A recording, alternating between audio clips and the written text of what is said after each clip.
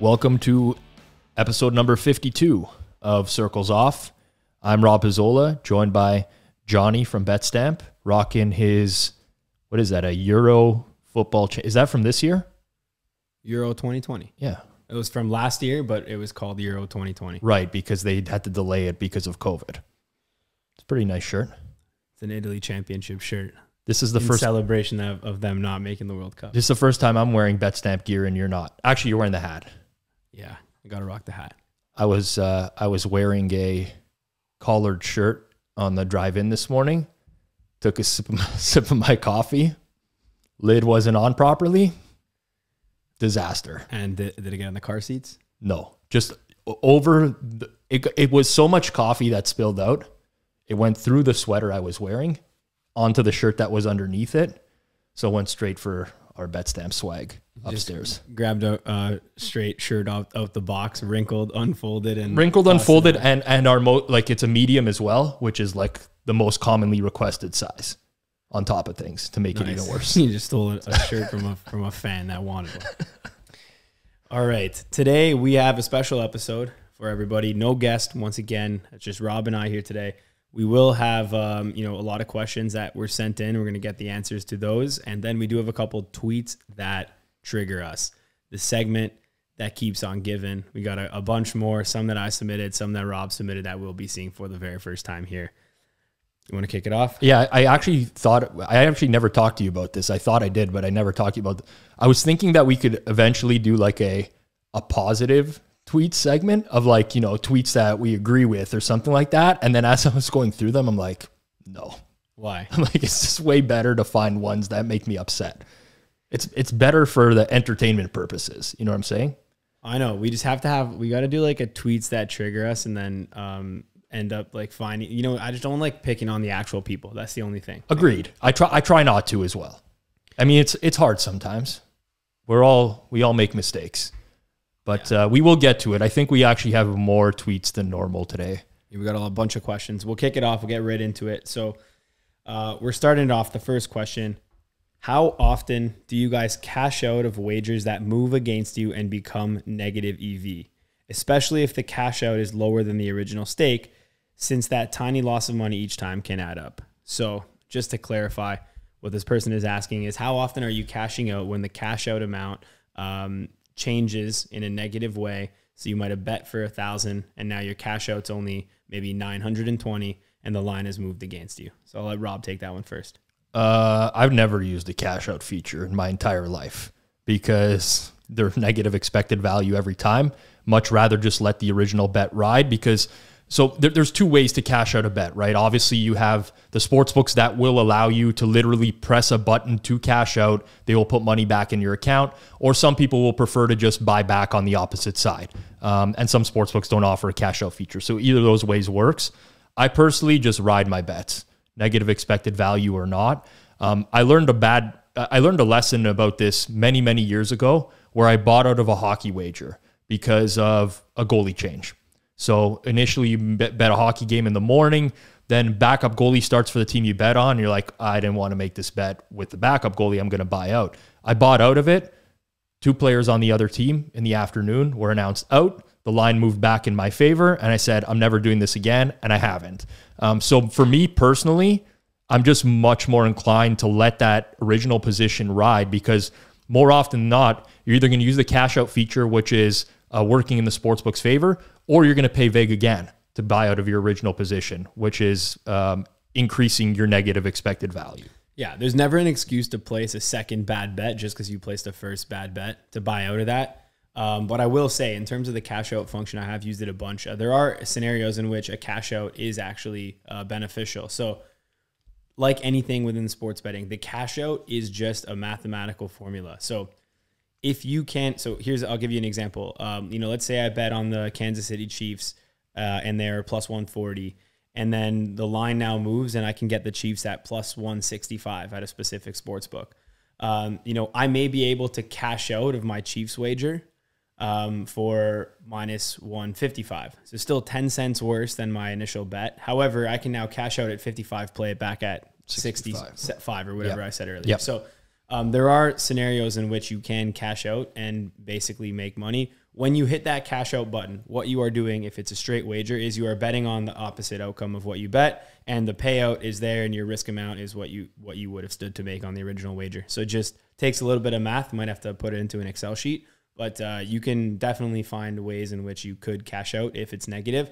Either A, to cash out at an arbable number versus market, or B, to play it back at a better number to give you a more favorable price. So it's possible to do it and to take advantage of it in a good way. But as Rob mentioned, 99% of the time, the cash out is kind of for dummies where they're just like taking an extra vig, and you'd probably be better off just betting the other side at the best available price. Agreed. I mean, there's been times where I switched my position on a game. That happens where you bet something in the morning and then something happens over the course of the day where it's working to the extreme disadvantage of your bet from the morning, and now you actually show positive expected value on the other side, and you end up with a bigger play on the other side. I've done that before. I shouldn't say that I've never done this stuff before, but in recent years, I can't remember a time where I've used cash out. Fair enough. Okay, on to the next question here. When tracking bets, what criteria do you track? Does unit size, dollar amount change in different sports? For example, would a 1 unit bet in NHL be different than a 1 unit bet on a golf head-to-head matchup? I hate the notion of using units for the most part, because at the end of the day, it's all about your bankroll overall, right? So think just in terms of dollars. I mean, that's what we're betting in terms of. We're betting in terms of dollars, right? If you're able to put $1,000 on an NFL game, but only 100 on a golf matchup, then your unit by nature is going to be larger on the NFL game, right? So, yeah, I mean, I never think of things in terms of units. It's just not the way I'm personally built, because I also don't even care about the units at the end of the year. I mostly care about the ROI, right? How much volume I can get down, what my total monetary value is at the end of the season. So, I don't know. It's a weird question to answer because, yes, I bet more on sports than others, but I don't track it as like, this is my unit size for NFL, this is my unit size for NHL, this is my unit size for PGA. It's more so this is just like dollars and cents. Yeah, to be clear, as Rob mentioned, units is a thing of the past. I would never recommend anyone use units or even learn how to calculate it or do anything with that. There's really only one metric that's important when calculating your profit in betting, and that's ROI, return on investment. It is your net profit or loss divided by your total handle, which is the total amount that you've bet across all the different bets. That is literally the only metric that matters. CLV is an indicator of future success. However, when you're evaluating how you're doing on a betting basis, you only should ever care about your ROI. It doesn't matter what obviously your profit is the one that's going to put money in your bank and stuff like that. But the ROI is actually the indicator of the best indicator of profit, not units, right? Yep. So we don't care about units. But with that being said, he also asks here, like, would a 1 unit bet in NHL be different than like golf? I would say like it's going to depend on how big you're betting that sport or what you can get down in that sport for certain levels. So yeah, I don't even know what the right answer for this question is, because I don't even know what a unit is. Right. So like, well, we know what it is, but yes, most people do bet different amounts for different sports. Like you'd seldom find a guy who bets the same amount on every single sport, whether that be by choice or by being capped out by the market. Like, we can explain how we calculate it on Betstamp, right? Because we do show average units for every single, or the units profit or loss in units format on Betstamp, and it's just basically we divide by your average price, right? Yeah, your unit on Betstamp is just your total handle over your average bet size to get your total, your number of like your units, right? But really, that's just another way of calculating the ROI in a way that might be simpler for people to understand. Yeah, I mean, I don't know what else to say other than I've never tracked in terms of units. It's always been monetary value. Publicly speaking, I don't like to tell people exactly what I bet. So if I do post publicly, I will use like a unit value, which is a simple division. You know what I'm saying?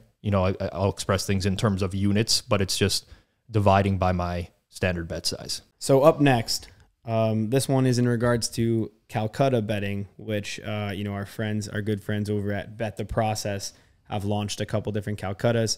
So this question is from our good friend Broner. Pound for pound. How does one judge if they have an advantage in a high stakes Calcutta against other sharp players? especially since person A may not have an edge betting a given sport, but may be using sharp projections from somebody else for that sport. Very tough. I've participated in a bunch of these. The reality is that at the end of the Calcutta, everybody thinks that they've done well. If you don't, then you're in trouble. Yes, because everybody's using some set of numbers that they think is probably better than the sets of numbers that everyone else is using. So they're going to bid based off of that. And at the end of it, you're going to have EV. The reality is there is no way to know. Like, people are not participating in these things because they expect to lose. They expect to win. Some are looking for a gamble overall. But at the end of the day, it's really going to come down to the projections that you're using. And the reality is a lot of the people that are participating in these are basing it off of market numbers as well. So everyone ends up with similar numbers. So it's very hard to gauge because, you know, at the end of the day, obviously the bidding matters and the way the Calcutta unfolds matters. However, when you put a group of sharp people together, most people really understand the bidding strategy. So it all comes down to who has the better projections in the long run, not for one single event. Yeah. What I would say is, like, there's no VIG or anything being added. So if you are gambling with friends in any capacity and there's no VIG or rake or anything being taken in the pot, then for the most part, even if there is sharper players, you're not getting taken advantage of as much. If it's a group of sharp players just pitting together most of the time, it's literally just coin flipping. And if you're tuning into the BTP Calcuttas, you're just watching a bunch of guys coin flip and enjoy a nice sweat. Yeah, I would agree with that. I mean, I think there's probably people in there that have a small edge over everyone else. For some sports, maybe, but like for the main sports where like the markets are quite big, like they're talking about doing like an NBA playoff one, like your projection, like it is high stakes for sure. So there's money to be won in there. You know, you're not going to go destroy like a $500 futures market to tell people the info, but it's going to be very like a small edge. Yeah. So like, I'll give an example, right? Like I participated in the NFL one. So did you, which was, you know, got to a pretty large pot for that, but we did that auction midweek, and by end of week spreads change over the course of a given NFL week. So your EV at the time of the draft or at the end of the draft would look very different on Saturday and Sunday when there was actual games being played. And some people did a much better job of calculating where those lines were going to go. So there is like an edge to be had. It's not crazy or anything, but for the most part, you're right. Like, it's pretty easy to derive somewhat close to true numbers, especially like if you're doing an auction the day before the Masters, the night before the Masters starts. Like, the market is kind of spoken already. Yeah, and by nature, like at Calcutta, you're either going to like lose a lot of money or win a lot of money. There's really no, like, it's tough to basically break even. You know, your likely scenario is not that you break even. It's that you win or lose given the nature, especially for some of these golf outright ones that they're doing. So even within having an edge, like, it would take much more than like 4 or 5 Calcuttas for you to actually realize that in true form, because you're just like, if your guy, for example, happens to hit outright, you're winning money, despite the fact that, you know, Scotty Scheffler may not have actually been a good value pick. I don't know. I didn't follow the numbers on that one, but right. It is what it is. Okay. Up next, another DM question to Rob here. Hello, sir. I'm a CirclesOff listener from Italy. Is this our friend from Italy? No, it's a different guy. Different guy. I mean, we need to start getting some affiliate sportsbook partnerships in Italy. Yeah. B-Win. Why'd you hit that hit the wrong button for sure. He was looking for the "You Mad Bro" button. Okay, try it again. You mad, bro? There you go. That's our real friend from Italy. Okay, so hello, sir. I'm a CirclesOff listener from Italy. First off, I want to congratulate you for all the great info. Really appreciate it. You just listened to episode 42 about bankroll management. Some weeks ago, I've started steam chasing to build a modest bankroll, betting only NBA player props. Good for you. Very nice. Mm-hmm. What type of betting system do you think could be the best for my situation? I don't have any model, and for now, I'm betting between 1 and 5 units. His unit size is fixed at 3% of his bankroll. Got it. So I think this one's an easy one to answer. Regards from Italy at the end. Yes. So it depends on how much regards from Italy. Did he actually put, no, I would have laughed if he did. It depends on how much you're able to get down on the props, first and foremost, because if you are like starting to use some sort of Kelly fraction or like confidence level staking, and it's causing like you end up betting a very, very small portion of your bankroll because you're doing that, then you're leaving money on the table. Like you might get to a point where you should just be max betting every single prop. Max 'em, brother. Yeah. So that, like, if you're in the position to do that and you've grown your bankroll large enough, then maybe you just should be maxing everything. Now, if you're steam chasing props, you're probably, looking at some other site, which you're using as like the market leader in that prop. So it's very easy for you to calculate your Kelly if you want to do that. Now, if you may mean the injuries. Yeah. So now in that case, you can't really calculate your Kelly in real time.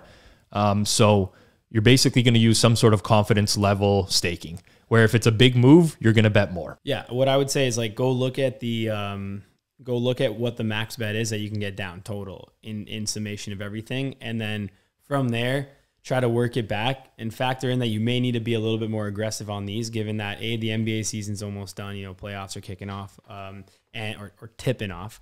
And then on top of that, you're really looking at like, you will be tapped out by the market at some point if you do continue to win and grow your bankroll. So you may need to juice this one a little bit earlier versus later. So that's my only advice I'd give. But for the most part, I think the 3% of bankroll as a 1 unit stake is pretty standard. Like that's fine. It could be 3, could potentially bring that up to 5 for props if the edge is bigger, but that's very sound management. And I'm glad you're enjoying the show and getting a lot out of the programming. And say hi to our fellow Italianos, our paisanos. Francesco Greco. I will say, like, for people who don't understand what I mean about max betting everything, I'm not trying to encourage like problem gaming or anything, but I'll just throw out an example. If your bankroll is $100,000 and you can only get $200 down on a prop and you're betting a dozen props a day, there's no point in you betting 200 on your biggest edges and 100 on as like an average play. You might as well just be betting 200 on everything. So you have to scale according to what you're able to get down and what your bankroll is. Up next, a couple sports specific tweets here. How will you or why won't you approach the USFL? And why do you think there aren't many lines yet? So I'll leave this one to Rob because I'm not really too familiar with that league. Why? Okay, let's start with why I don't think there's any lines yet. I think the vast majority of books are just waiting for someone else to post. Didn't Fox Bet post? And then it was Did you see the Fox Bet money line? The money lines that they posted did not even come close to matching the spreads. No, it wasn't even close. Yeah, the spread was like -1.5. It was like it was a hockey spread or a baseball. I don't know what they were doing, but it was definitely wrong.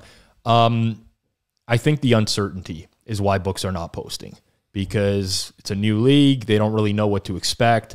In fact, like when we've seen other leagues post early, like the XFL, when it first started, you'd see totals move by like 10 points because sportsbooks had no idea what they were doing. So I think that's part of it. I think general lack of interest, frankly. I'm a football fan. I'm not saying that like, I'm mostly an NFL fan, but like my friends who are football fans, no one's mentioned the USFL. We get a new one of these every year. Yeah, so I think that's part of it. It's like XFL, the Alliance, whatever. This is just gonna be a new one every couple of years. And from a sportsbook point of view, like the only people that are going to be betting it this early are people who probably have an edge. So I think there's a lot of reasons you're not seeing lines right now. I do eventually expect that all sportsbooks will have lines on the USFL with lower limits so that they're not overexposed. If the league takes off, you'll start to see limits increase and people pay more attention on it. But it's like, why would I put a trading team together now or even one trader who could be focused on something else to post USFL lines just to let sharp people bet into them right now? Doesn't really make a whole lot of sense. Yeah, I agree. Okay, up next. Why do the Capitals, Washington Capitals, score at such a high percentage of their shots on goal? Do you hold this against them as something unsustainable? So we're into the sport-specific questions now, and we'll go through 4 or 5. This one's from Dinky. So a hockey question that I think he's asking me specifically. It's challenging with hockey. I think particularly in any sport, I'll draw this to any sport, but when you start to see an anomaly, like one team who you constantly see is benefiting in the quote unquote luck metrics, like every sport has some sort of luck metric. In hockey, people will say, oh, this team's shooting percentage is unsustainable. And then they shoot at that percentage over the course of the rest of the year and future years and things like that. This happens in baseball all the time. Oh, this team's Pythagorean runs, they outperformed it by 10 runs.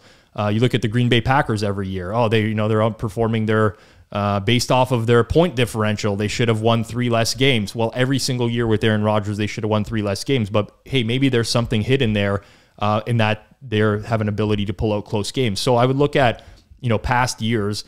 For the Washington Capitals, they typically have a lot of shooters that shoot above league average and have historically been good shooters. So that's one. The second thing I will say is that we're looking at what's publicly available data to us. The teams, especially NHL teams, are working with much more sophisticated data. The data that we're looking at publicly has all sorts of flaws. That's just the case with data in any sport. As time goes on, you get more sophisticated metrics. So people take it, I don't want to say you should take it with a grain of salt is what I'm getting at, because, I love when trades happen in sports and people are like, oh, what the hell is this team doing? What could they possibly see? Well, it's like they're looking at so much more data than you actually have access to. So that's just I guess, more widespread commentary, not specific to the Washington Capitals, but my starting point would be, has this been consistent in previous years? If so, it's less likely a fad and it's more likely a trend that will continue. Fair enough. I think that's a good answer. Moving on. F1 question here. A lot of lines for F1 betting, very soft. Oh yeah. Very different between books, and many books seem not fully taking into account where the drivers are on the starting grid. How long do you think this sort of edge will last? Well, not that long if we talk about it on the podcast. Also, when are we getting F1 odds added to Betstamp? So we'll take that second question first. We are planning to add every single sport. In the short term, we're launching a couple real cool things in regards to odds comparison for more markets. So more markets within the main sports as opposed to more sports single market. So we're probably going to leave off F1 for this season. You can always track them as a custom bet in the My Picks tab. Hit that blue plus button at the bottom right-hand corner. Track a custom. For next season, my personal guarantee on this podcast, we will have F1 lines up for next season. But for this season, unfortunately, it's going to be a pass. In terms of the edges on F1, just off the rip, I'll say despite the fact that odds may be all over the place, if you do go actually shop around, you're not going to get more than a couple $100 down. So for that reason, I do think it's a little bit more sustainable versus not. But for the most part, lines typically sharpen up mid-season anyway. So you had a first couple races. Books are going to see if they are taking a bath on F1, they are going to take a look at it and then make sure that it's cleaned up for the next 17 or something races. I had mentioned when we did the F1 pod, 3 weeks ago, that there was a couple books that were keeping their lines up through practice and qualifying. That already no longer happens. So already the edge is slightly going downhill, but I agree with Johnny. It's not a major market, right? So there's not a lot of professionals that are really going to pay attention to Formula One in order to get $1,000 down over a weekend, or it could be more than that or whatever. But typically speaking, I'd say this would last longer than if it was an edge in a major sport. And on the Betstamp one, as a question as well, I'll just make a comment on that. Obviously, we get tons of requests to add this sport, to add this feature. We have to prioritize them as best as possible. I love Formula One. Johnny loves Formula One. Our office loves Formula One. We'd love to get Formula One in the app. But the reality is there's way more people that are betting NBA props than are betting Formula One. So us adding secondary markets for secondary market comparison tools for other major sports is just way more bang for the buck for everyone.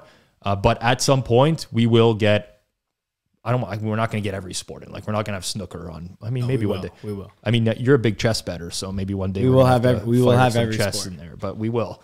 But yeah, that's just I feel bad for people who are looking for F1, but in due time, when you want to find out where the best price is for Austin Matthews to score a goal, first off, you bet it everywhere you can.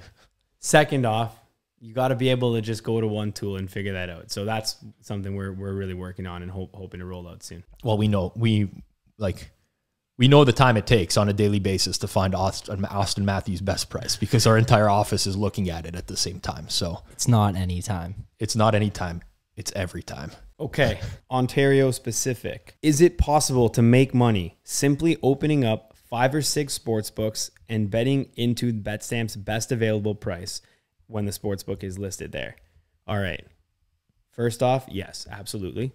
Second off, if you're just betting the best available price, that doesn't mean it's a good bet. It means it's the best available bet for that option. However, in some cases, you can actually like look at the hold percentage and say, okay, best available is minus 106, but if you want to play the other side, maybe you can only get plus 100.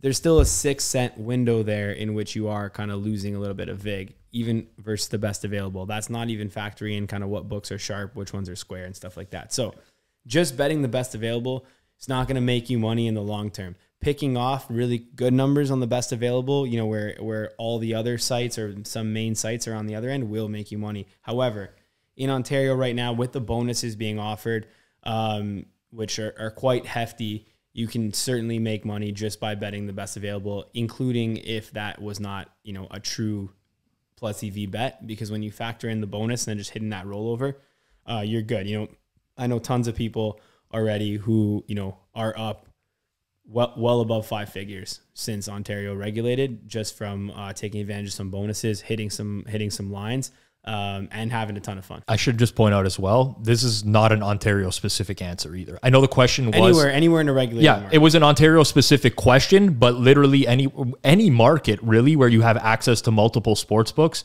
and you can shop prices and get bonuses for deposits, you should have no problem making money. Yeah, and I think another thing to add is like we have a lot of markets here in Ontario, but if you just have 5 sports books, you can still make some money, right? So it's not, you know, you don't need to have 20 sports books to make money. If you have 20, then you can make, you know, 4x the money as 5. But it is what it is.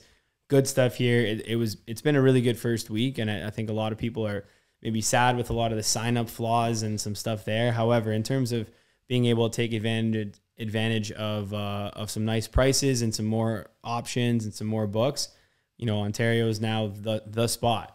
When you combine the gray area with the regulated market now and the gray market, like Ontario is the spot for sports betting. You will not find a better spot. And we know that there's like a dozen more operators coming to the regulated spot and regulated market in the next couple months as well, which is huge. Oh yeah, big time. Yep. Right on cue. What has been your favorite sports book in Ontario thus far through launch week? Me, Bet Rivers to start. Now listen, I posted this yesterday. Everyone has their own experiences with sports books based off the location they play, the style of bettor that they are. The sports book that caters to me is not going to be the same sports book that you're going to find the best, or so on and so forth. Here's what I advocate for. Good user experience. I come from a product background. I worked at the Score for a product manager for several years. I feel strongly about providing a good experience to the users, and to me, yes, Bet Rivers, just like many other regulated books, are going to limit some winning bettors. That's going to happen. We know that's the nature of the industry right now. With that said, sign-up flow is easy. Website has a lot of options. Everything like the bonus, I can't promote the rollover, was very low. Let's put it that way, right? Which is great for bonus hunters and people who are looking to get the money into their accounts quickly. Relative to some other competitors in market who are offering no props, no live betting, no mobile app, no desktop site, can't even sign up, takes 5 days for you to get approved for sign up, stuff like that.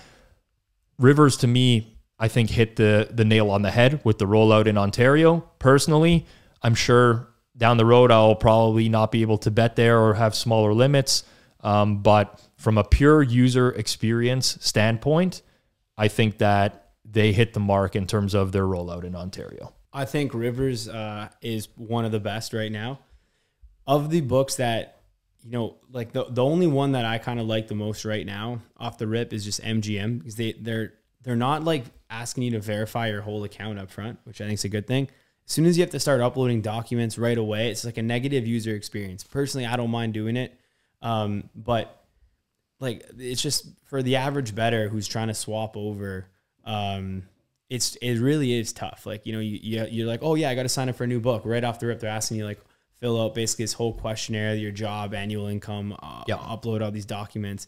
Ends up becoming like, what's the point? Like, you know what I mean? First experience with a website or an app is so crucial in the long run for retention. Obviously, a lot of people will just give up in the sign up flow or the deposit flow, and they'll just be lost forever. I agree. MGM was pretty positive experience.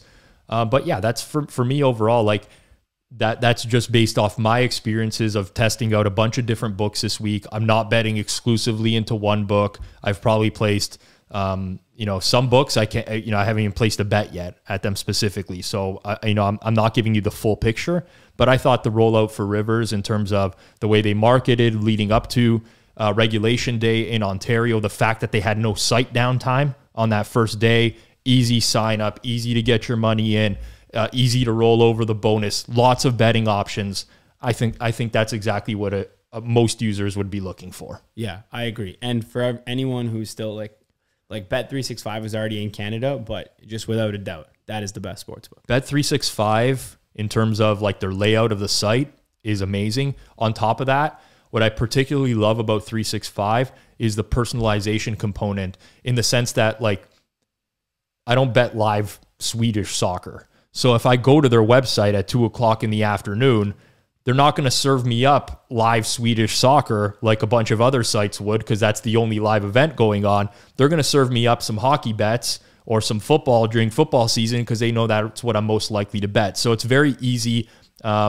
It's just a good experience overall. First day, they did have some struggles, but I've played with Bet365 for many years.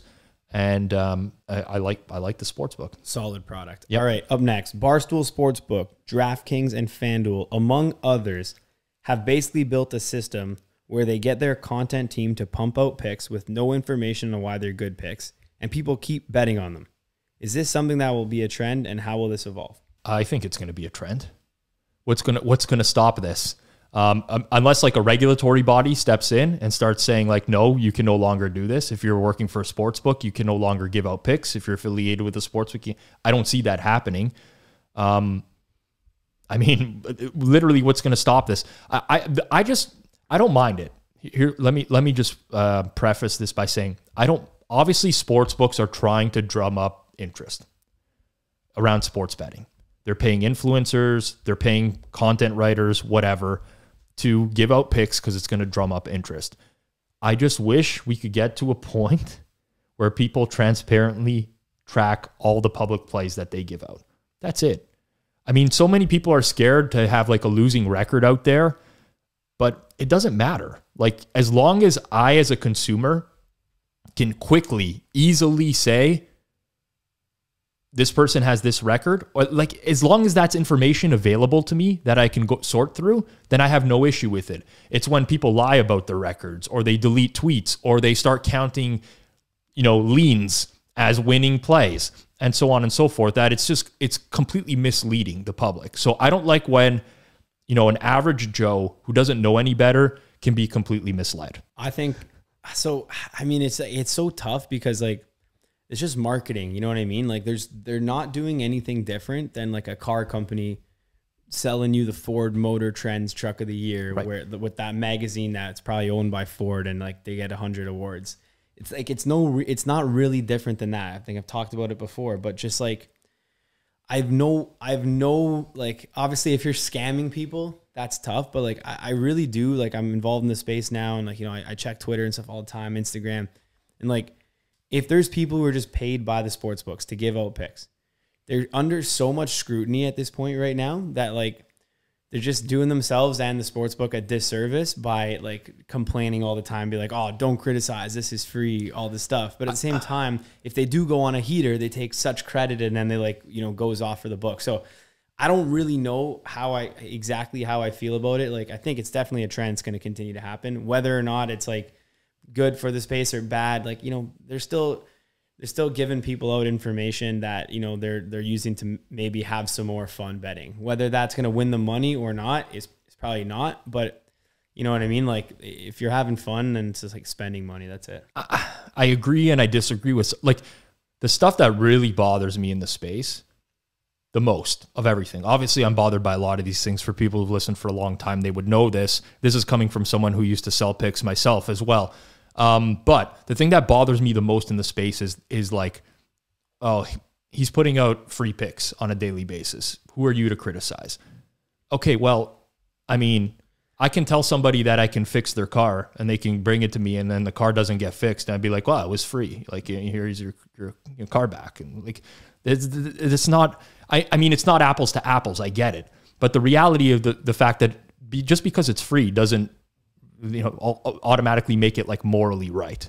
You know what I'm saying? No, you're right, 100%. It doesn't make it morally right. If something you still got, Rob said it best actually. You still got to be held accountable to the picks you're giving out and to and like to keep a record for yourself.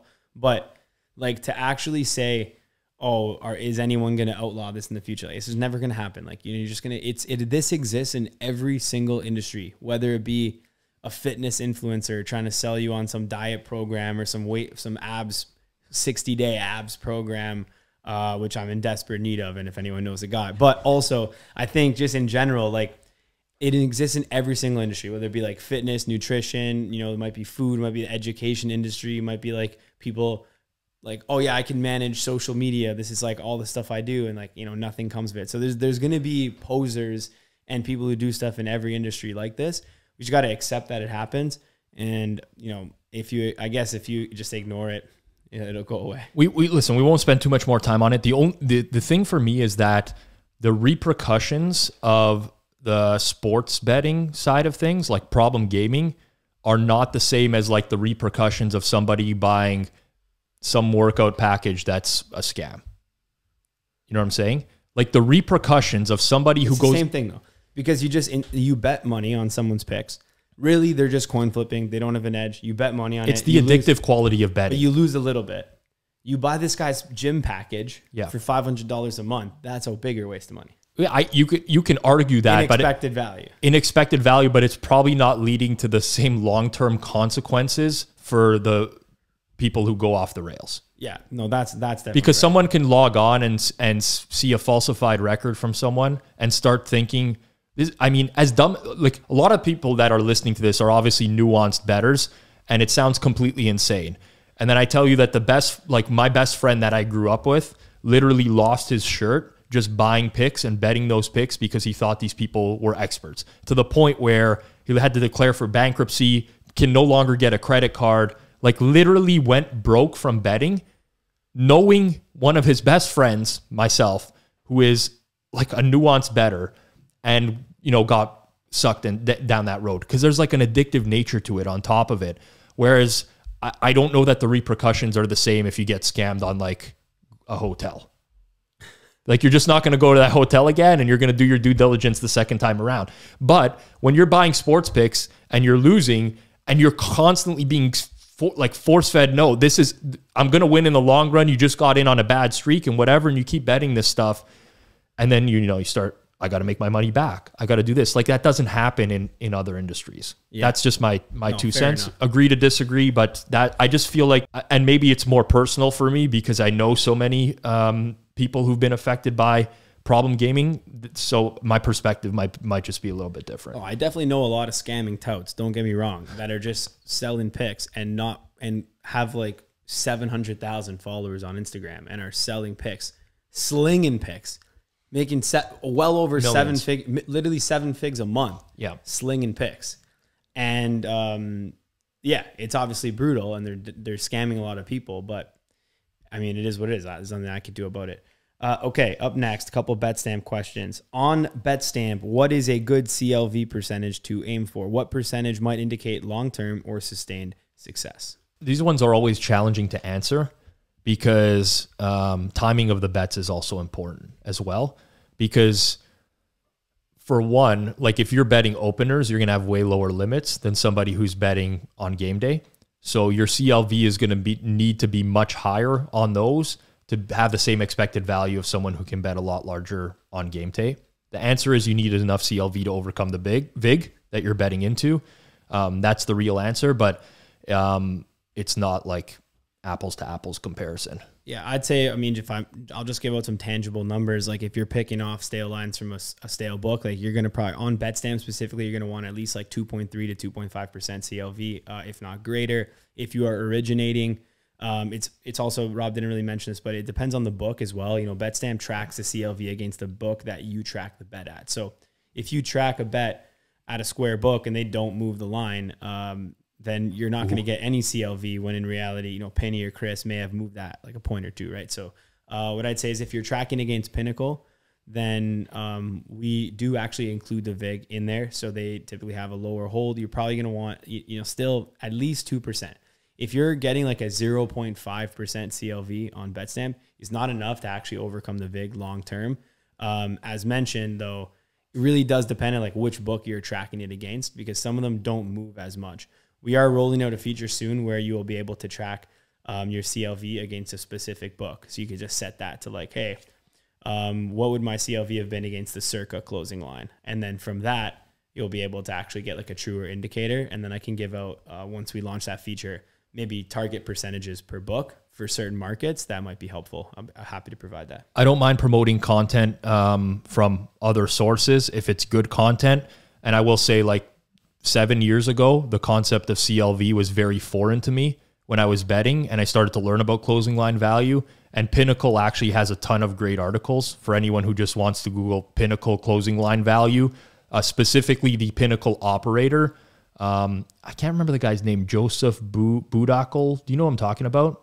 I think that's the guy's name.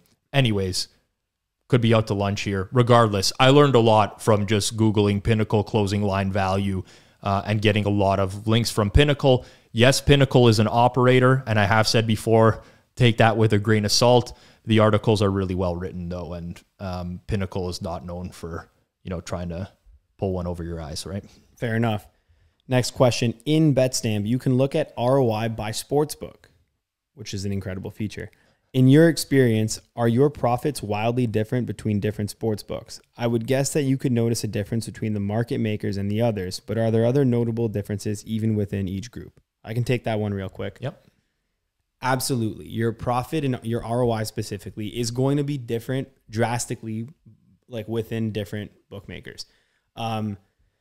Reality is, this is going to be able to, if you are someone who is playing the market or even playing your own stuff that you're originating, being able to know which sports books you're winning at and which sports books you're losing at is like, this was the most eye-opening thing for me when I was on my come up, when I was learning how to do this stuff. This was the most eye-opening thing for me, was that I would always win at certain books and lose at certain books. And why was this the case? And what can I do to solve that? I'm telling you guys this, anyone who's listening to this, a free podcast, you can just track everything by sportsbook, see where you're winning, see where you're losing, and then don't play at the sportsbooks that you're losing at. However, I'm very confident that no one here who's listening, who's not already doing that, is going to switch and doing that. So I don't even mind saying that, but it's the best free advice you will get. Do not bet at the sportsbook that you continually lose at. You're losing there for a reason. It's not dumb luck. You're not, oh, it's cursed, my account's cursed. No, it's not. That's there for a reason. You guys will understand it once you start tracking everything by book. If you don't track by book, you need to start tracking by sportsbook. When you do that, your whole betting process is going to change. I guarantee it. 100% agree. This was a conversation we had with Michael Craig, who's a pro sports bettor, we had on the podcast probably about half a year ago now, where he gave out the same advice and noticed that he was regularly losing at the same sports books and regularly winning at the same sports books. And you know that you have that information available to you. The only caveat I will add to what Johnny was saying, completely agree with that. Track your sports books, where you're winning, where you're losing. Just don't get hung up on small sample sizes either, right? Like if you bet 10 games at a sports book and you go 3-7, that's not something I would say, oh, you know, I'm done here because I can't win at, you know, Caesars because I went 3-7. Like wait to build up a longer sample, but you should also be able to see this in terms of closing line value too, right? You shouldn't only be tracking your ROI as a metric. You want to track CLV as well. Yeah. And then last one, for a pro tip for anyone on the come up is you don't actually need to track it by sportsbook. If you're trying to do analysis, what is easier if you want to go one step further, track it by odd set. So if there is a sports book that offers the same odds as another sports book, that's essentially the same thing. You can combine those two together to get a better sample size. For example, if you're playing at Barstool and Bet Rivers, as both a can be set, you can combine those into one. If you're also playing at Unibet, you combine that in there, and then now you track by odds set instead of by sports book. You now have an additional sample size you add in for free. It's a smart pro tip. That's a pro tip. Pro tip. That's a pro tip. What direction do you guys see Betstamp going in the next 2 to 5 years? Any major changes or plans in the works? You might as well read the next one as well, because they're like the... What improvements to Betstamp do you hope will roll out in the next 6 months? Also, regarding the app, is there any way to delete a tag after you made it? I really should have got the answer to that beforehand. Delete a tag after you made it. I don't know either. I'll get that. I'll get that answer for you right now. I've never had. This is 2/3 of Betstamp's executive team, by the way. 6-month plan. Hey, Julian. 2-year plan, 5-year plan, and can we delete tags? Can you delete a tag after you made it in Betstamp? You can really tell the preparation that goes into these Q&As. I think we prepare well for these. I honestly, I didn't see this question. we sort the questions Our producer usually. sorted them, and this was the last one, so I didn't get to them. But we should be able to get the. I don't answer remember to this. seeing the Josh question when I maybe I did, and I just didn't even process it. I was really rattled this afternoon. I'm sorry to take this off the rails, but I was so rattled that Dave Roberts, you were on a call or something. You didn't even see this happen. Clayton Kershaw had a perfect game going through 7 innings, hit his 80 pitch count. Dave Roberts pulled him. Perfect game. There's been 23 perfect games in the history of baseball. Now I get it that they didn't have the spring training this year. You know, he's had Tommy John surgery before. How do you pull a pitcher 7 innings perfect game, 80 pitches? So I was actually sorting through these questions while I was watching that happen. I was actually legitimately rattled. This is also right after we just looked at Leafs playoff ticket prices, and you were also rattled by that. Which we have since learned was a facade. It was a facade. Yes, I went into a very I don't know. I want to say irate. Okay, whoever asked this question, I'm actually shocked. I can't believe this. Yes, you could definitely delete a tag, and it's very simple. You just go and click the X on the tag, and then it's gone. But no, it's not offense. Sometimes a little hard to ask. No. But I mean, the fact that neither of us knew that on top of it is. I've never Is it intuitive tags. though? Yeah, it's just easy. It's like you go edit the bet and then delete the tag. I'm just wondering. Do that. I'm just wondering on our end if we need a redesign to make it more intuitive. No, we should be okay. And now that's answered here. Thank you. Kershaw, man, that sucks. There hasn't been a lot of perfect games in MLB history. 23. There's been 23. He's thrown a no-hitter before. I get it. So it was through 7, 2 innings left. Correct. So 6 more. Now 6 up, 6 down. He's got a perfect game. Correct. Now all these pitchers are at the 80 pitch count. Everyone in the league, because of the short spring training, they don't want to push him more than 80. So I think that there's past 80 pitches, it's going to increase his likelihood that he's going to blow out his arm again. What's the percentage increase? It's probably pretty low. I think you should give the player the option for one. But on top of it, I'm Dave Roberts. If I'm Kershaw, I would sacrifice 2 months of being on the DL. Well, it could be the entire year, though. I would sacrifice the year for a perfect game. So I think any pitcher would. I don't know that for sure, but I do think any pitcher would to be on that list of history. Now, if you're Dave Roberts, you're the manager of the Dodgers, just go up to Kershaw and be like, listen, buddy, I'm pulling you at 100 pitches, no matter what. That's the count. I'm going to give you the chance to do this. 100 pitches, you're coming out. Now, you'd never actually pull him at 100 pitches if he's going. But you got to make the guy throw strikes, less pitches, hit, walk, take the guy out of the game. You know what I'm saying? That's tough to get pulled at the 80 pitch count, because Kershaw's definitely had games where he's throwing upwards of 120. So yeah, it's he could have got a perfect game here, but who knows? Maybe he comes out for the 8th, just allows a hit right away. Who knows? Yes. Now we have to talk about Betstamp's 6-month, 2-year, 5-year plan. Plans. Maybe we might as well get into 20-year plan, 50-year plan. Yeah, and Rob's retirement plan. So here's what I'll say. We're not going to talk too much about the far out future, but for Betstamp in the short term, what we really want to do as a company, the biggest thing we can do is we know using multiple sports books is the answer and is the way, to have more fun betting sports, make more money betting sports, and really enjoy it for what it is, which is probably the best hobby in the world, at least in my opinion. And it's just so hard to do that right now. So we're basically working on ways every day where we can make it easier for you guys and for us and for bettors all across Canada and the United States to leverage multiple books and manage them with ease. A bunch of tools coming that will hopefully make that easier. In the very short term, we already hinted it earlier in the episode, we are going to be launching, more of a props and game props comparison tool in addition to our full game and first half comparison tool that we kind of have right now. So, if you want to find the best odds on Scotty Barnes to get a double-double, that'll be one click now, and you can search every single book available in Canada and the United States, and you'll be able to find the best odds there and click directly through that. So I think we're looking at that, and then, we are really hoping to get a redesigned accounting feature. Something that I think is super important that a lot of people need right now is the ability to actually have a spot to manage all of their different sportsbook balances, where they're depositing, where they're withdrawing, which accounts are verified, how they can get the money out and in. So that's something that we're also looking to tackle in more than a few ways in the upcoming future. So those are, probably the main things that are going to be launching over the next couple of months. We did just roll out golf for anyone who is a little bit more new to the pod or doesn't use Betstamp. So you can track golf matchups. And we also have golf futures. So, if you wanted outright Masters odds, you're able to go on Betstamp and check, every single book within Canada and the US. And that will now transition over to the rest of the sports as well. So you got the NBA playoffs in full swing right now. And for NHL playoffs, when you want to dunk some money, you're talking about dunking some money on the Leafs to win the cup. And you're just... Did you say dunk or donk? Dunk. If you want to just straight waste money on the Leafs winning the cup, then at the very minimum, what you should be doing there is getting the best odds. If you're going to put any money on that, get the best odds for please. The other day we saw Raptors to win the NBA title on just as an example, one book it was plus 4,000 and on another book plus 8,000. Yeah, insane, by the way. If you're betting a long shot, you have to odd shop. A lot of people, even buddies of mine, are like, "Oh yeah, I'll toss $100 on the Raps to win the NBA, to win the chip," as they said actually to me. But they said, "I'll toss 100 on the Raps to win the chip," as Drake would say as well. You're getting 4,000 returned.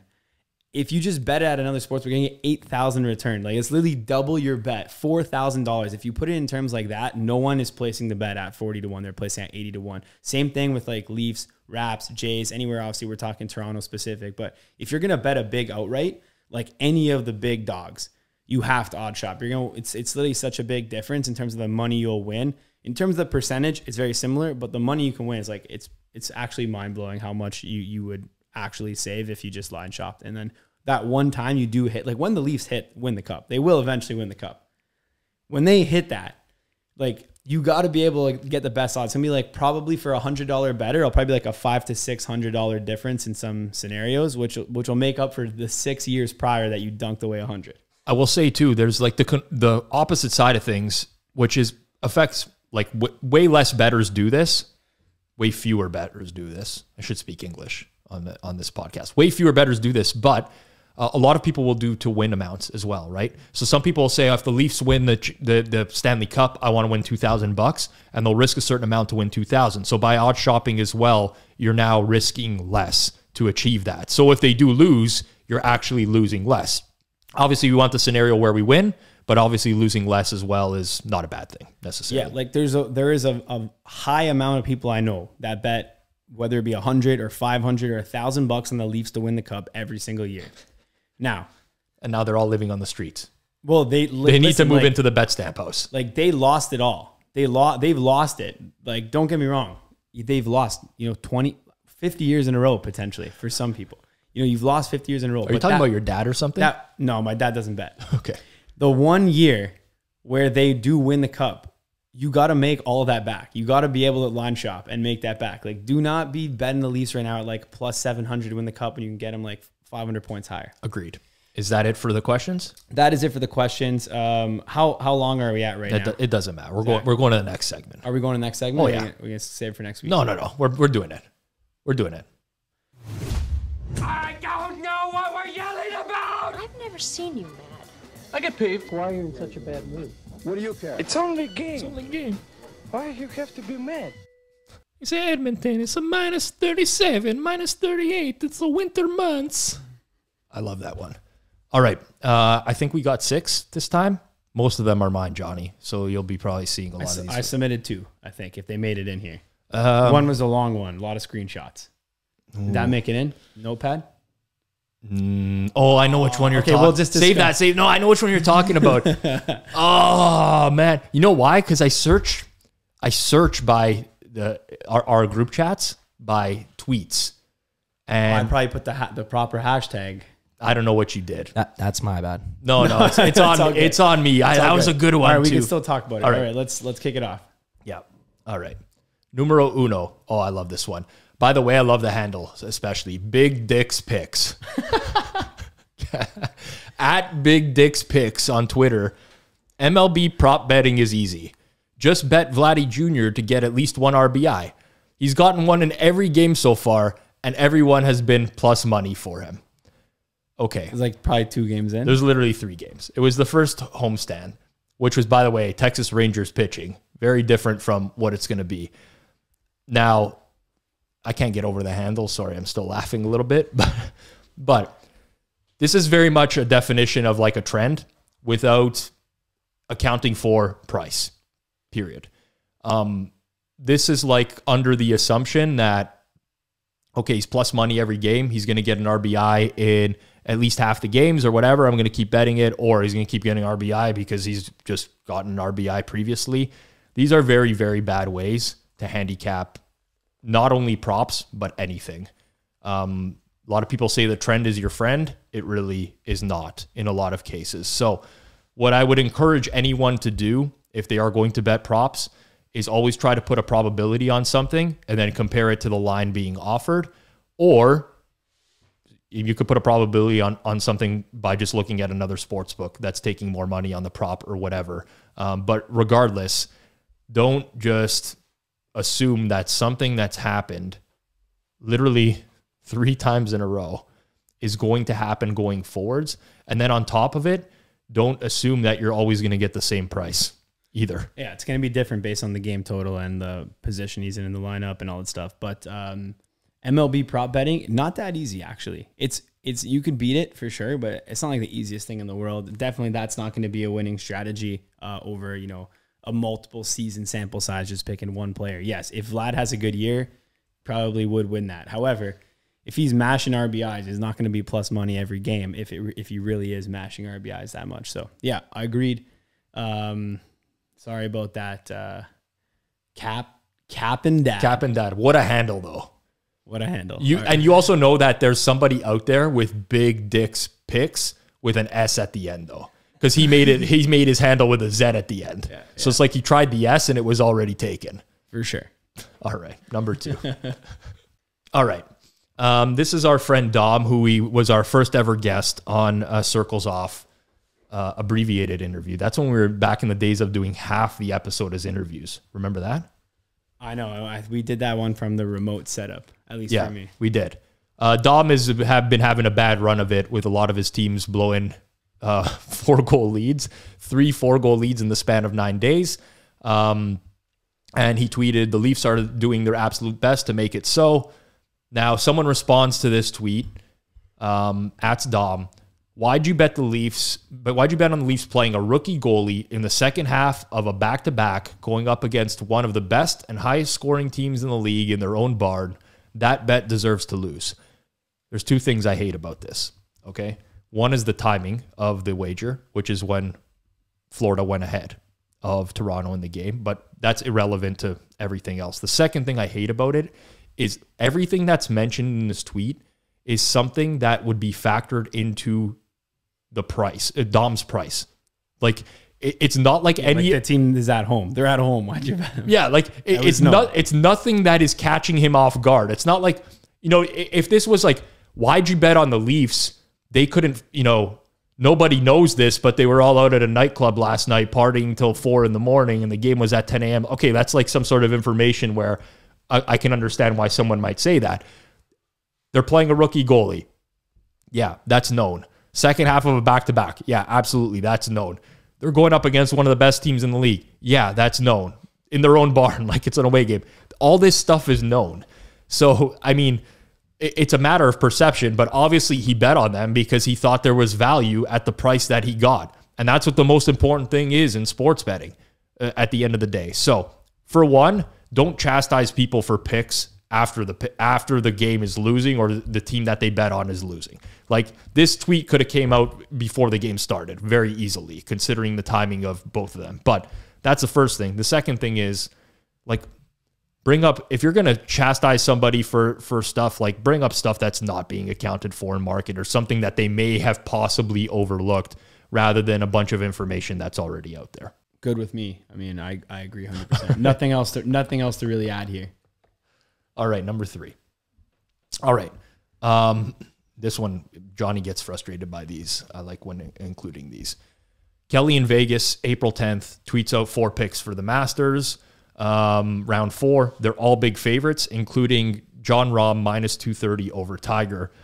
One of the responses from Travis Britko says, "That's not value. Laying 200 to win 100. LOL.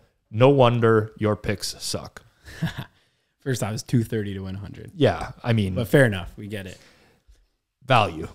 Yeah, I mean, listen, Rahm minus 230 over Tiger. I don't know what it ended up closing at. I don't know what the value on that actually was. I believe if it was or wasn't. I believe it closed like minus 325. So it probably was value in this scenario.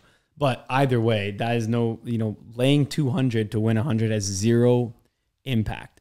If you explain it to someone, if any of your buddies say this and you're listening, any of your buddies say like, there's no value in betting like minus 1,000, just like offer them something where their odds should be minus 1,000 and see if they bet it. Offer them for example, like pick a number between 1 and 100, and if I get it, you lay minus 1,000 that I don't get it. That should be 10 to 1, and there's 100 numbers. Like, insane value right there, right? So it's like, oh, there's such a good value on the minus 1,000, right? In those scenarios, you can actually see it because it's a simple mathematics game. In sports betting, it's just don't see it. Like, oh, how could he be minus 200 over Tiger Woods? I don't know. It's probably above that probability. Right. So I like to use the dice example, because a lot of my friends do this. Lots of people that do this. We've talked about this many times. Like they pick an arbitrary number. Like, I'm not going to lay more than minus 160 on a baseball team. I'm not laying minus 200 on an NHL team. Or they just perceive that there's no value on betting favorites. Well, it's simple probability, right? Like, if you offer someone a dice roll and say, if you roll 1, 2, 3, 4, or 5, you win. I'll give you minus 200 on that. They would, of course, take it every single time. And this is a very easy point to get across because you're 83% to win. You win on 5 of the 6 numbers. You only lose with the 6. Who would not bet that at minus 200? Yeah. And FYI, it sucks to lose those bets. That's why people are like this, but there is value. Of course. So, I mean, there could be value at any price is what I'm trying to get across here. Doesn't matter what the VIG is. I'm not suggesting you go out and bet everything that's minus 1,000 and parlay them all together, whatever. But if your probability is higher than what the bookmaker's probability is, there is perceived value there. Yeah. Period. I literally lost a bet on the Kansas City Chiefs second half versus the Bengals in that playoff game. I bet them live at the half and I lost. It was like minus 700 and something. And it lost. And then after it lost, I was like, I fucking hate this. I'm never betting a minus 700 favorite ever again. And I know the feeling because it gets into that. You're like, oh my God, they were literally I can't believe I laid minus 700 and it lost. Like, it's such a bad feeling. But the reality is, like, there's value there. And sure enough, the next day, right back to the well. But it is what it is. I understand why people don't like laying big faves. Ask every hockey underdog better this year how their season is going and how much value they've gotten out of those plays, just because they don't want to bet favorites in a season where favorites are winning at a historic rate. Value's value, period. That's the point I want to get across. All right. I got this tweet from Aaron Watershow, who said, "I spit out my coffee." We'll play the clip here from TikTok. What's the easiest sport to bet on? the easiest sport to bet on? NBA regular season. Why regular season? It's like a pretty good baseline of how players are going to play each night. Like in the playoffs, dudes get up more for big games. They play harder on defense, but like you kind of know certain guys are going to go off on certain nights. I got to go with football. I think football is the easiest. I feel like I know the most about football. Right. I have more luck almost like NBA spreads and stuff like that. In football, you can totally like have an idea of how the game is going to be played. Yeah. It's more easier to like predict the pace of the game and like how it's going to go. There's also nothing better than betting football. Straight up. I actually have a pretty good time betting hockey. I've been live betting hockey totals, and I'm not going to lie, it's been the most fun way outside of football to bet. I keep betting on the Rangers, and here's what I do. When Igor Shesterkin is in net, I bet the Rangers. When Alexander Georgiev is in net, I bet the over. Foolproof plan. Listen to me. Listen to me. I'm telling you. Okay. Now, to each their own in terms of the easiest sports to bet on. But So what are you criticizing? The whole part about the easiest sport or the last part? everything about this video bothered me. Every Overtime locks. Every piece of this video bothered me because first and foremost, okay, first the NBA regular season and NFL, massive limits, right? Like you couldn't pick, like every single video of the easiest sport to bet on should be something like, I don't know, find me a sport that's got low limits. Like think of one. I mean, snooker. Yeah, exactly. Curling, right? Something like that. Like those are the easiest sports to bet on, period. As soon as somebody names like a major sport, there should be like a buzzer that plays with a horn right away that says, because it's wrong. But also like not the derivative markets of the sport, like the actual main game. Correct.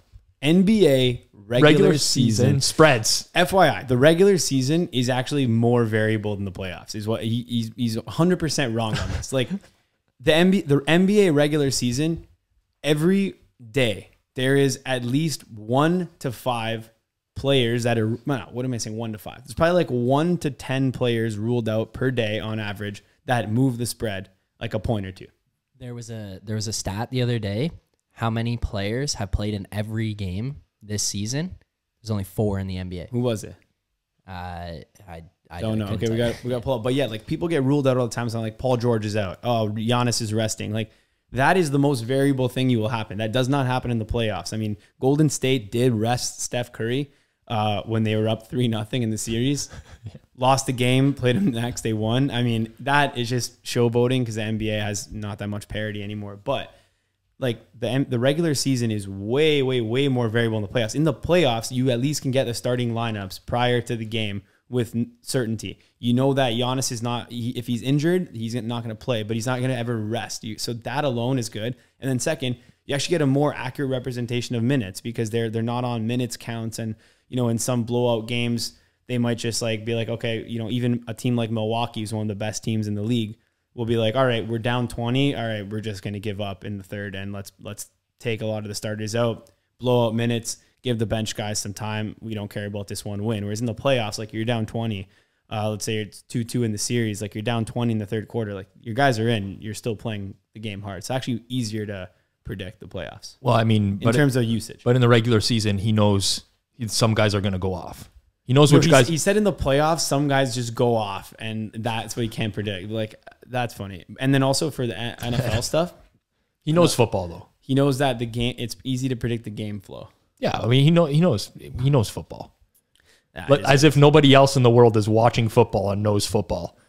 As for the Rangers goalies, like when those guys are ruled in or out unsuspectedly, like he is right in a sense that like the line will move to that, but like that it's there for a reason. So I don't want to even criticize that because if he was just doing that when like, let's say 1A was supposed to start and then B was ruled in right away, he would actually have an edge if he just bet it at the previous number. However, I would go ahead and assume he's not betting it at right away and within 1 second. Exactly. And therefore he is at a negative EV play. That's sort of the point I was going to make on the last one is there's two goalie situations in the NHL, which are like wait for confirmation. And then you have basically like 20 seconds to react. One is the Rangers. The other one's the Lightning. But yeah, you know, if you're saying, oh, okay, if Shesterkin starts, I'm going to bet the Rangers. If Georgiev starts, I'm going to bet the over. As soon as that confirmation happens, that number is moved. Like the information is known, right? The market is already reacting to that information. So now if you're going to go after the fact.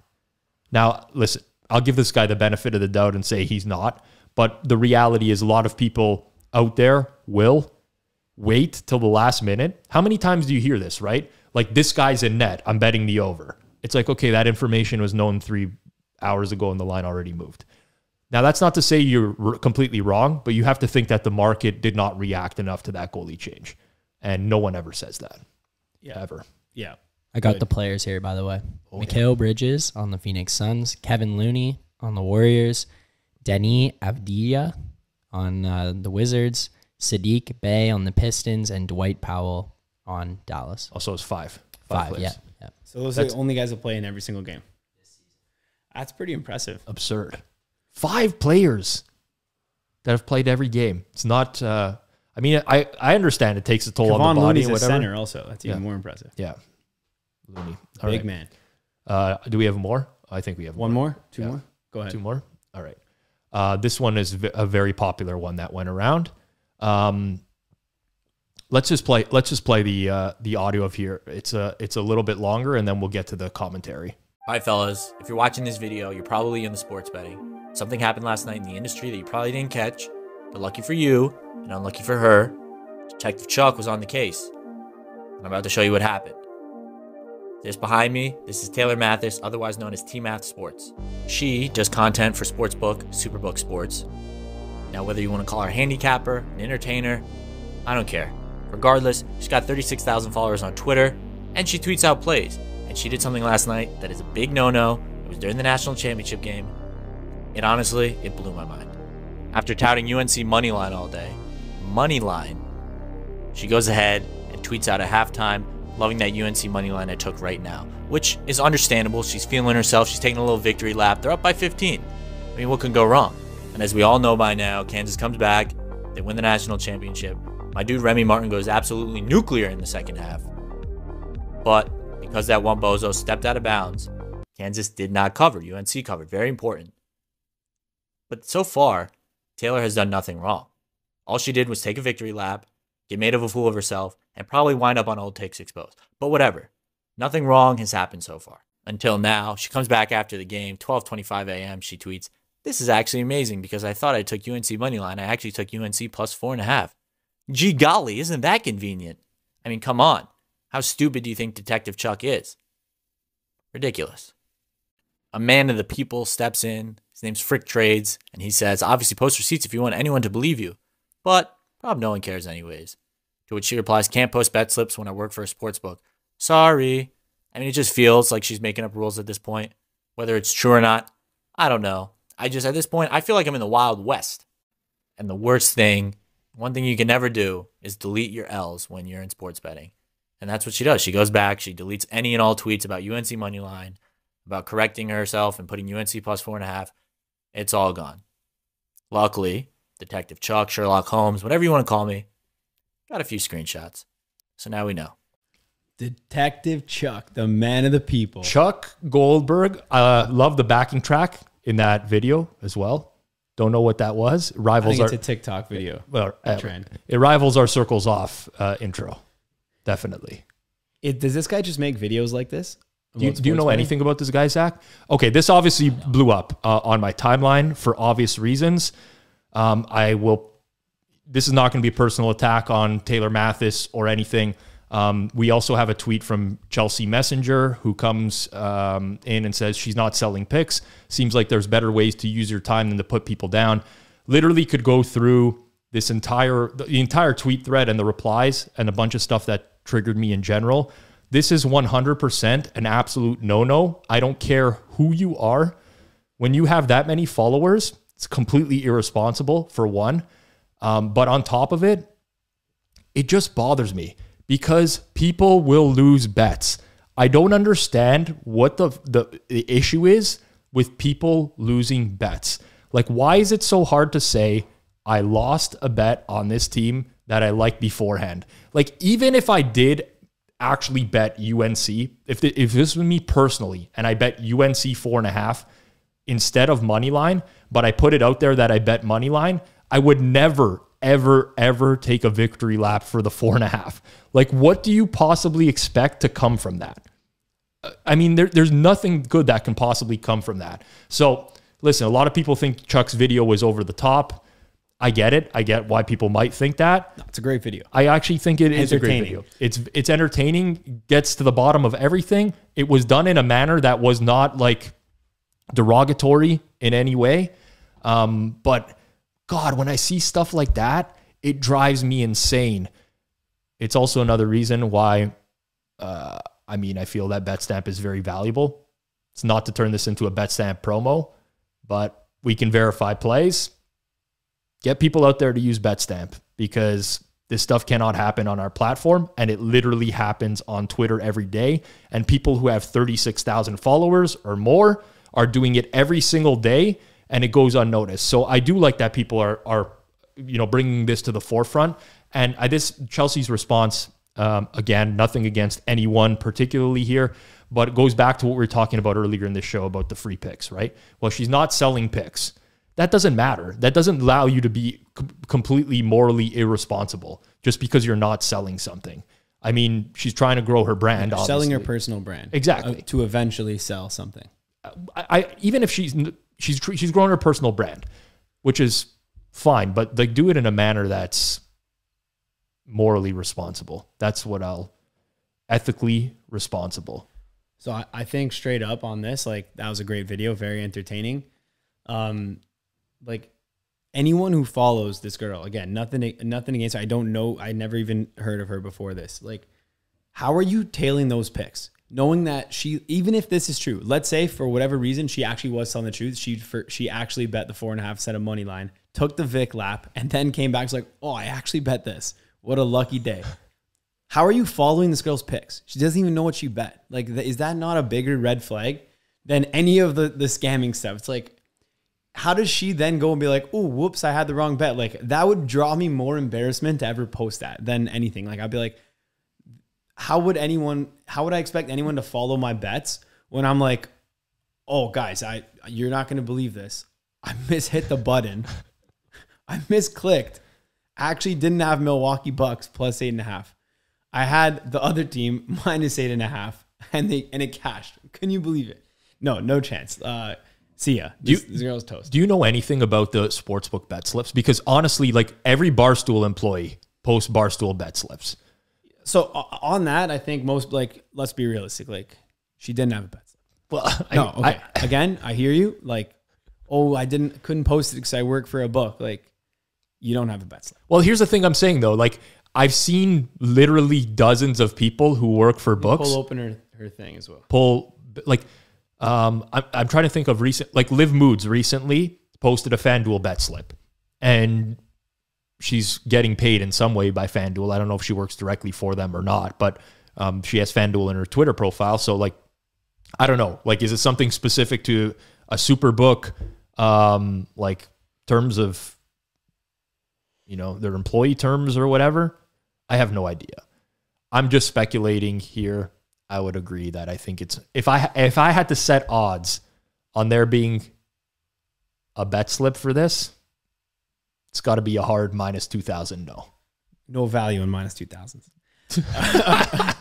All right. I just pulled up her profile. Like, she does content for Superbook USA, which was actually historically like a more prestigious brand that's kind of just went like off the rails right now with their marketing, and like kind of are playing into the whole like TikTok influencer stuff, maybe getting some traction, but I think it's probably damaging their brand as like a good reputable sports book. But on top of that, what I will say is Superbook is available in Arizona. Taylor Mathis, Twitter bio, claims she's from Arizona. So it's possible she did bet it at Superbook and then was unable to post it. So I don't even want to accuse now. And now I feel minus 2,000 goes down to minus 200. Line moved very quickly. Knowing that information, had to move the line. I want to message this guy though. I got to look for his other. If he does videos like just like this is his shtick on TikTok, then we'll have this guy on the pod. Just like gambling exposés. Like if he does that, I got to actually pull up his profile and see. I'll be honest. You know me. Like, I'm naturally drawn to the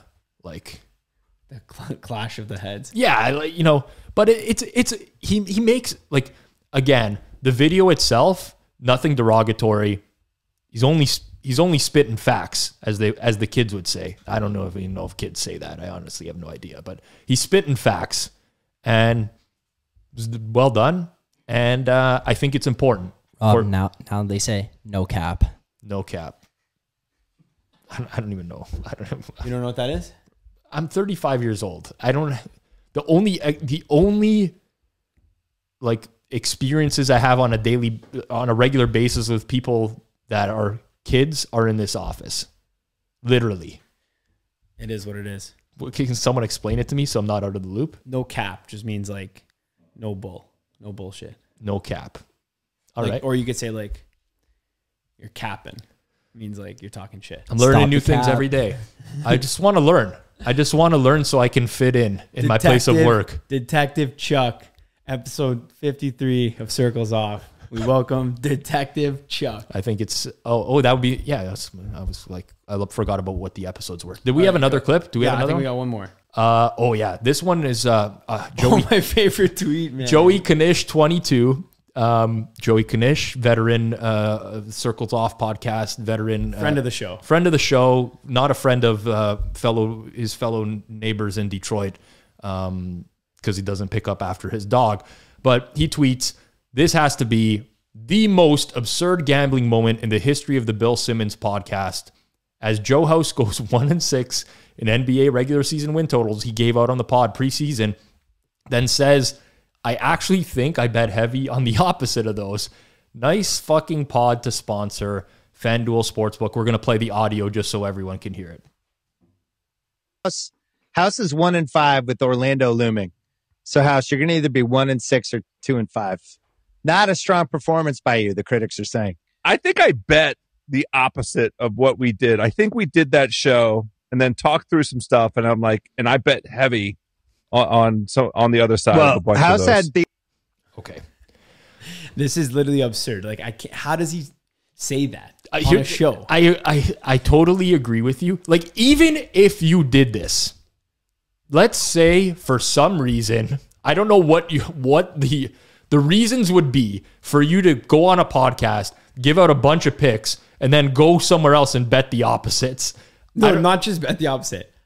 Heavy. You had to use the adjective heavy. He bet heavy. I bet heavy on the opposite of whatever I gave up. So here's two scenarios of what happened. Number one is he went 1-6, felt bad, didn't want to look like a loser, like didn't want to look like he lost his picks, and then just lied about it. That's scenario one, probably not likely. Scenario two, I actually believe he's telling the truth. This is even funnier. I hope he's telling the truth. Because if he's telling the truth, then what happened is he came into the show.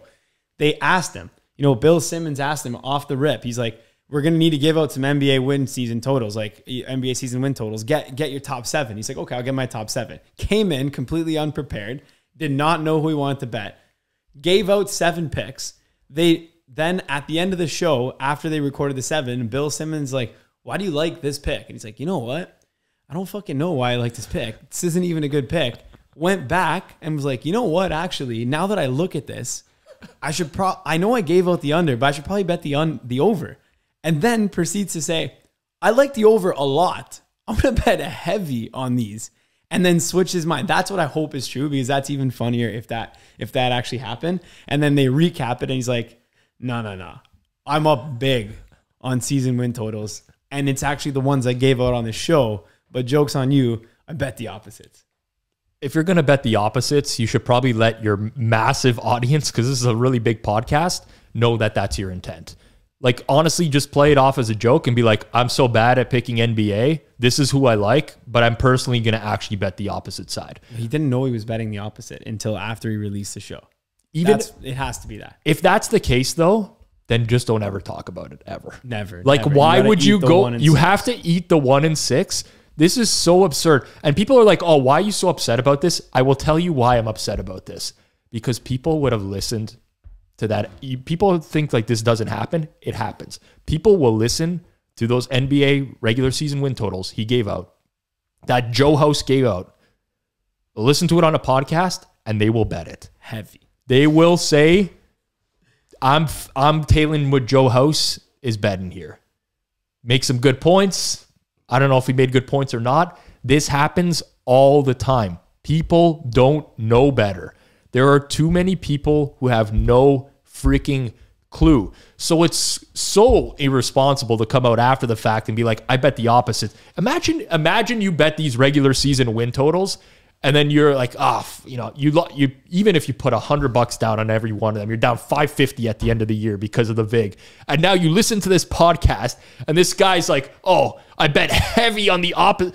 I would never listen again. Not only would I never listen again, I would send this guy like a dog turd in the mail.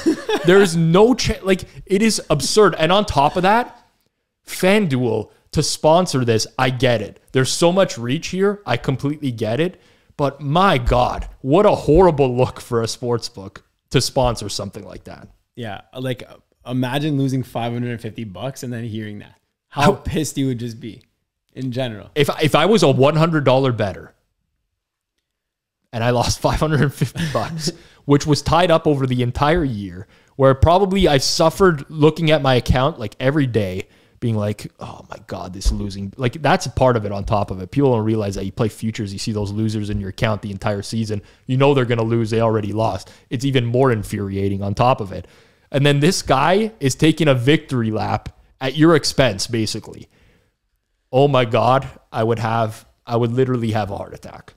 Uncle K, Joey Kanish, nice tweet. He was one of the most requested guests after we asked for a couple guest requests. So we might have to wait a bit. We've already had him on, but we can get on Uncle K once again. When some of the pot needs to be stirred, we'll get him on again for sure. He has a lot of tweets that actually trigger me though as well, which we could get in. The problem is they're not really anything we can learn from or turn like a. You just want to bash him. Yeah, and it's not really the goal, but like probably once a week, I see something from his account where I'm like, Rob, maybe we should just go through, pick them, and then on the episode, just confront him about each. Yeah, he's got a lot of terrible takes.